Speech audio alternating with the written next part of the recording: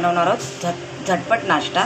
त्यासाठी मी 1 वाटी कोबी घेतला आहे किसून, 1 वाटी गाजर, 2 कांदे बारीक चिरून घेतलेत, बारीक चिरली मिरची चिरून घेतली आहे, 7-8 मिरच्या आहेत, कोथिंबीर आहे, आलं लसूण पेस्ट आहे, त्यात मिरची, चमचा धना पावडर, त्यात आता मी टाकणार आहे 1 वाटी तांदळाचं पीठ, 2 अर्धे वाटी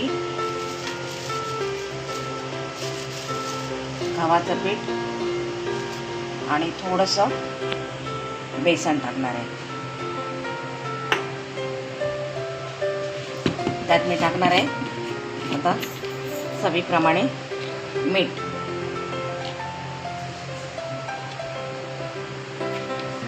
हे सगळं मिश्रण आपण आधी प्रथम एकत्र करून घेऊ।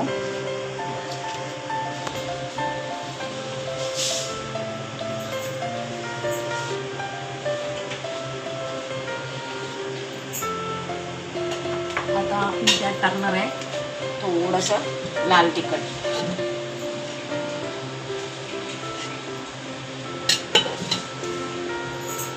थोडं पाणी टाकून आपण त्यात व्यवस्थित असं मळून घेऊ।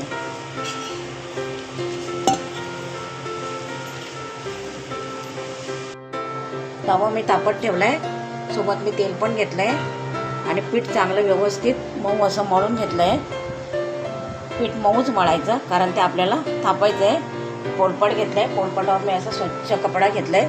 आता आपण त्याच्यावर हे व्यवस्थित असे थापून घेऊ।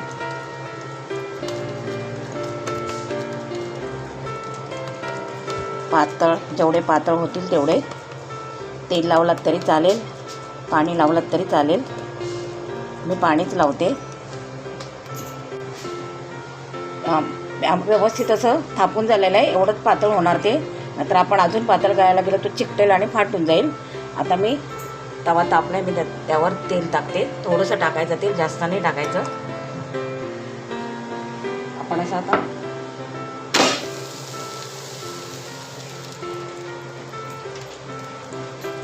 तव्यावर टाकलेलं आहे मी। आता तेल असं परत टाकत नाही, तेच तेल असं पसरून घेते सगळीकडे, जास्त तेलकट नाही झालं पाहिजे। शेकेपर्यंत आपण आता दुसरं थापून घेऊ।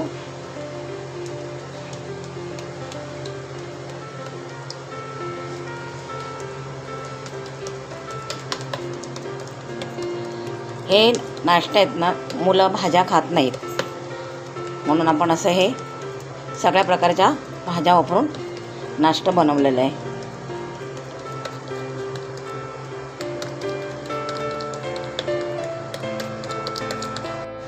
आपण आता हे परतून घेऊ। मी गॅस आता फास्ट केला आहे, आपल्याला चांगलं ते खुसखुशीत करायचं आहे, त्याच्यामुळे थोडासा मंद थोडासा फास्ट असा गॅस करून आपल्याला ते शेकून घ्यायचं आहे। तवा एकदम एवढा छान भेटला आहे ना, त्याच्यावर काही तुम्ही केलं ना तरी त्यावर चिकटत नाही आहे। हे बघा, मी बोटाने पण सरकू शकते आणि असं परतू पण शकते हाताने, एवढा छान तवा आहे। आता आपण हे झालंय व्यवस्थित असं, आपण आता हे बाजूला काढून घेऊ।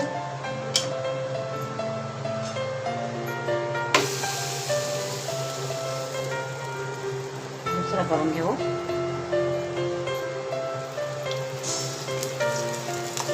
तेल एका साईडने सोडून तुम्ही असं पसरू पण शकता। तेल काही जास्त लागत नाही याला।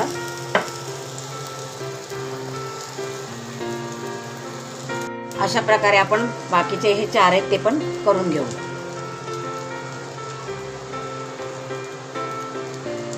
पद्धतीने आपला झटपट नाश्ता तयार झालेला आहे। हे थालीपीठ नाही आहे, सगळ्या भाज्या मिक्स करून बनवलेला रोजच्या व्यवहारातला हे नाश्ता आहे। मस्त झालं।